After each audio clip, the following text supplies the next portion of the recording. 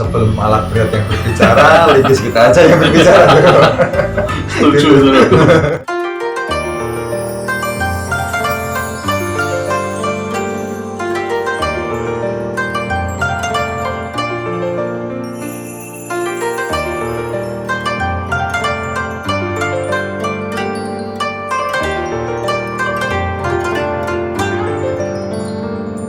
Kunci itu tetap dia pikirannya tetap berkembang. Ini bahan ini bagaimana caranya kita punya satu bahan yang istilahnya bisa dibudidaya daripada kita beli lagi, kita dongkal lagi, mending kita tetap kita kan pastikan ada lah potong sana, potong sini, pruning sana, pruning sini. Itu pasti dilakukan oleh semua teman-teman kebun saya itu tancapkan Untuk budidaya. iya untuk budidaya daripada beli, daripada dongkal lagi. Itu kan malah sebenarnya lebih menantang kalau saya itu. Dan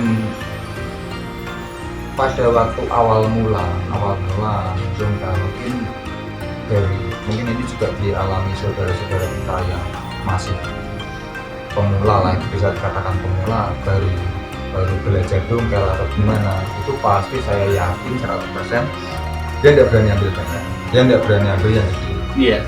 Masalahnya apa? Tiap pohon itu kan kita perlu belajar karakternya masing-masing. Dia tiap pohon itu punya karakter sendiri. Ini kalau pakai media ini gimana? Kita masih sebatas coba-coba. Jadi kita enggak istilahnya ambil terus ambil semua, kita bawa pulang, habis itu bingung. Enggak seperti itu. Enggak seperti itu. Kita tetap dan prosesnya pun enggak secepat itu. Kita dongkel terus kan kita mesti tetap timbul rasa emak, batang ini harusnya hilang padahal bagus. Padahal bagus, geraknya bagus. Ini solusinya gimana?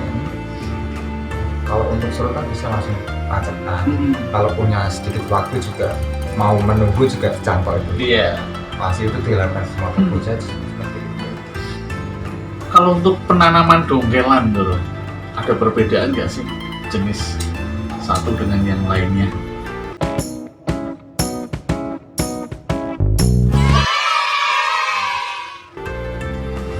Hasilnya kalau untuk dongkelan itu sebenarnya ya punya karakter sendiri gitu.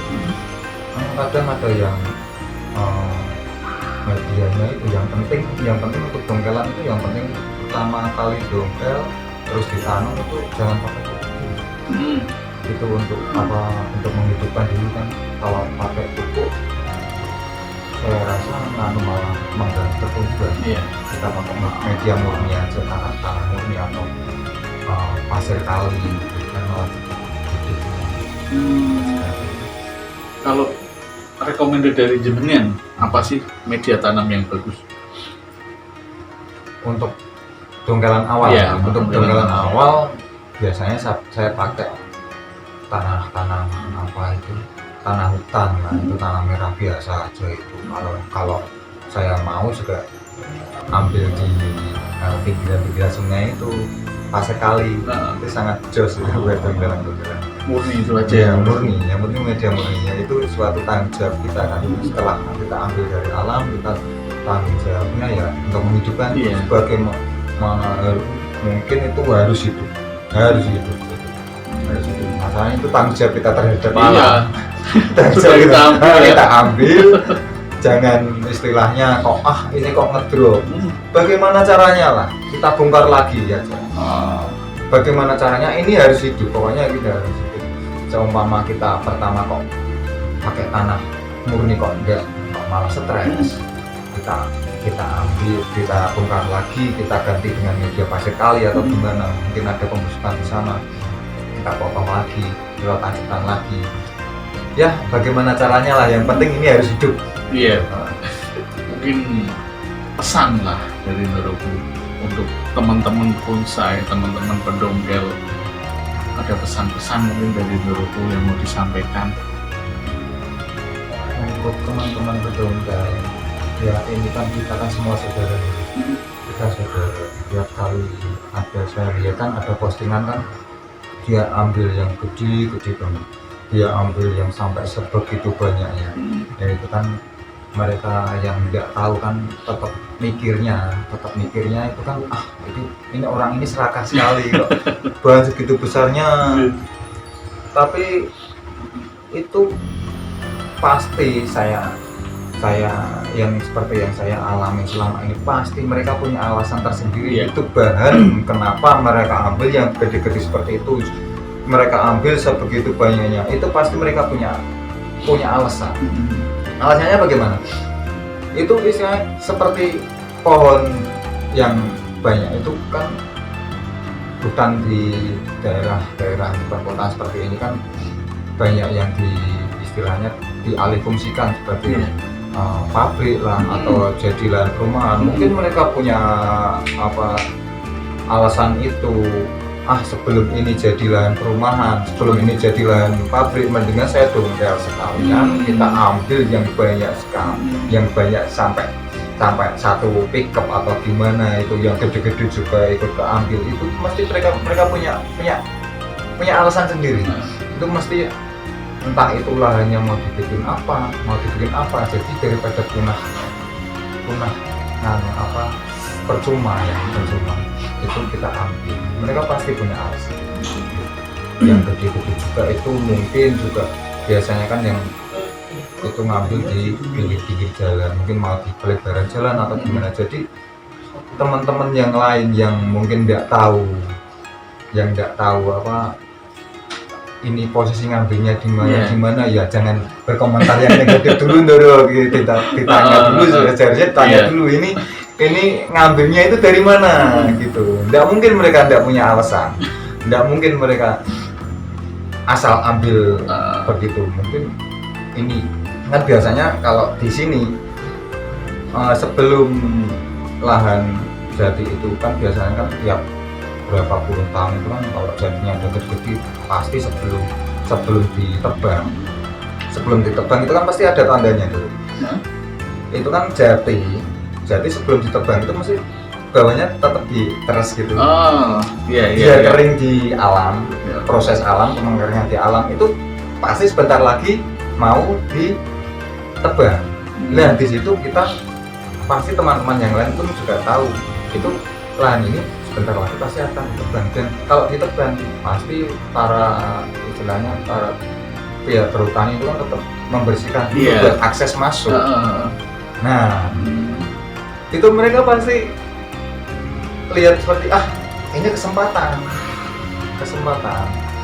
buat mereka untuk menyelamatkan lah istilahnya. Itu kan aslinya menyelamatkan daripada ditebangi percuma kan, mendingan kita berjalan. Iya. Sebelum alat berat yang berbicara, legis kita aja yang berbicara. Setuju. Daripada hancur kena dosa, kita dongkel dan kita manfaatkan juga. Intinya kita pun nggak ngambil bukan untuk dibuang atau untuk apa, yang pasti dari Ndoro-Ndoroku pendongkel juga harapannya pasti dengan bahan dongkelannya pun itu hidup dan bisa menjadi sebuah bonsai yang bagus juga, dengan treatment, dengan cara Ndoro-Ndoroku sendiri. Dan yang pasti untuk Ndoro-Ndoroku atau teman-teman lain, kalau masih mendengar seperti itu, ya kembali lagi kita terangkan, kita kasih pengarahan dan pengertian juga. Jadi bukan bermaksud merusak, justru mungkin lebih ke penyelamatan itu ya Ndoroku. Penyelamatan, karena memang sebagian besar bahan bonsai seperti serut dan lainnya itu untuk perhutani atau mungkin untuk petani-petani kebun itu adalah gulma ya, tanaman pengganggu, dan sebagian besar pasti sudah pernah dipotong sama petani itu, dan kita pun bisa melihat itu saat dia tumbuh lagi dan kita dongkel pun pasti kita ambil bonggolnya. Kita semua teman-teman bonsai Ndoro-Ndoroku semua yang ada di dunia bonsai ini, kita bukan perusak, justru kita menyelamatkan. Bahkan mungkin untuk jenis-jenis yang sudah langka saat di alam tidak ada, mungkin di Ndoro-Ndoroku salah satu Ndoroku pasti punya dan itulah bisa ditunjukkan ke mungkin ke teman-teman yang penasaran belum pernah lihat ini, aku belum pernah lihat bahan ini, aku punya bonsai itu, dan di situ bisa untuk pengenalan juga kan menurutku. Jadi ya kembali lagi, silahkan mendongkel, tapi kita pilih-pilih juga, dan untuk menghindari kata-kata yang negatif itu, kembali lagi juga kita membawa misi bahwa pembonsai bukan perusak alam. Pendongkel itu bukan berarti eksploitasi alam. Intinya kita menyelamatkan dan kita berkarya gitu. Seni bonsai ini adalah sebuah seni yang memang butuh kerja keras juga. Kalau dibandingkan dengan harga untuk bahan dongkelan sebenarnya jauh banget. Bahkan untuk menghargai sebuah upaya atau tenaga kita yang berusaha dongkel, beratnya seperti apa, resikonya seperti apa, itu wajar kalau bahan itu lalu dijual dan itu mendapatkan sebuah penghargaan dari sebuah harga bonsai itu tersebut. Kembali lagi, tetap semangat buat doro-doroku. Pesan saya tadi ya, untuk teman-teman pendongkel, istilahnya kalau mendapatkan bahan yang kita lihat di tebing atau kita lihat kondisi tebingnya itu seperti apa, posisinya seperti apa, itu di sana ada tanaman pengikat tanahnya juga apa enggak, gitu. Kita lihatlah sikon yang ada di sekitar kanan kirinya itu sekiranya aman enggak, sekiranya kita ambil bahan itu aman apa enggak, longsor apa enggak. Itu pesan saya seperti itu ya. Kalau sekiranya kok enggak ada tanaman pelindung tebing tersebut, ya jangan diambil. Jangan diambil, kita ambil yang tempat-tempat yang aman aja. Di samping itu juga kalau di tebing itu kan mengancam keselamatan kita juga kan, kita ambil yang aman-aman aja lah, kita aman aja. Setelah kita dongkel sebisa mungkin kita upayakan hidup, terus yang dari bekas sisa-sisa potongan tadi kita tancapkan lagi, siapa tahu itu hidup di sana lagi buat regenerasi. Itu setiap kali kita dongkel kita tancapkan lagi sisa potongan, atau syukur-syukur bawa dari rumah bibit. Nah, seperti yang apalah, kita punya bibit apa, asam jawa atau apa yang mudah hidup di sana, kita ganti dengan tanaman lainnya. Sekiranya memang tidak prospek untuk dibuat bonsai, jangan diambil. Nah, itu poinnya dulu. Kalau memang kita ambil yang prospek aja. Kalau memang bahan itu dilihat prospeknya tidak ada, mending kita tinggal, kecuali memang itu di lahan yang mau dibakar atau di lahan yang mau dibuat alih fungsikan. Itu bahan apa aja silahkan ambil, dan itu pun seperti yang Melvin bilang tadi, bahkan di perhutani pun polisi hutan ya itu pun menganjurkan silahkan diambil untuk bahan-bahan itu, kecuali yang memang di tebing atau di pinggir sungai yang berfungsi untuk menahan tanah, itu memang tidak boleh. Malah menemani itu. Menemani kita malah ditawarin itu rokok, dia bawa kopi juga, dia malah menawari itu. Ini ngopi dulu gitu. Ini rokok kalau tidak ada rokok. Malah dia menemani. Saya juga pernah tanya-tanya sih. Ini kalau saya ambil seperti ini melanggar apa enggak sih Pak? Sebenarnya enggak apa-apa Mas, enggak apa-apa. Cuman dia kan juga kasih tahu sebisa mungkin jangan ambil yang di tempat-tempat yang beresiko longsor atau gimana. Dia mengajukan seperti itu. Ya itu intinya seperti itu. Menanam lagi, terus menghindari tempat-tempat yang beresiko seperti itu. Nah, itu yang poin-poinnya seperti itu. Begitu doroku. Harapannya aku mengajak ke doro-doroku semua yang di dunia bonsai, saat kita mendongkel sebisa mungkin usahakan untuk menanam kembali, entah itu dari potongan atau syukur-syukur Ndoroku bawa dari rumah untuk ditanamkan di hutan itu. Intinya memang di sini kembali lagi kita membawa misi nama baik pebonsai, nama baik pebonsai bukan individu kita. Karena apapun yang terjadi nanti yang dapat cap atau judge itu adalah kita pebonsai, bukan individu orang yang mengambil kan, seperti itu. Semua mewakili semua. Syukur-syukur seperti itu tadi, atau mungkin kalau di perhutani atau bahkan di kebun akan lebih enak kalau kita izin. Nah, seperti itu. Bahkan dari mungkin dari polisi hutannya itu malah saya yakin dia lebih paham di mana ada bahan yang bagus, itu besar ya. Sepertinya juga itu dia pasti menunjukkan di sana pasti seperti itu kalau kita izin. Jadi kita bangun juga komunikasi. Kita bangun juga komunikasi yang baik terhadap polisi hutan itu tadi ataupun dari pemilik kebun, karena pemilik kebun pun pasti menunjukkan juga saat tahu kita mau mendongkel yang sering dulu kita alami bahkan sampai sekarang kalau di kebun pasti ditunjukkan terus. Kadang malah diminta, kita pernah diminta waktu itu itu silakan didongkel, di sana ada besar, pasti seperti itu. Karena kembali lagi daripada dibakar atau dipotong dan tidak menjadi apa-apa. Seperti itu Ndoroku. Sedikit obrolan ringan mengenai suatu perkataan yang memang menyakitkan kalau kita dengar. Tapi kembali lagi, kalau kita mendengar hal seperti itu, yuk mari kita kasih pengertian, kita tunjukkan bahwa itu pun jadi suatu karya seni yang bagus. Harapannya mereka pun jadi ikut untuk kebonsai. Seperti itu Ndoroku. Ada yang mau disampaikan lagi, Ndoro? Ya, kalau istilahnya teman-teman ada yang mendengar perkataan seperti itu, jangan ditanggapi seperti emosi. Jangan ditanggapi dengan emosi. Istilahnya kita semua itu saudara.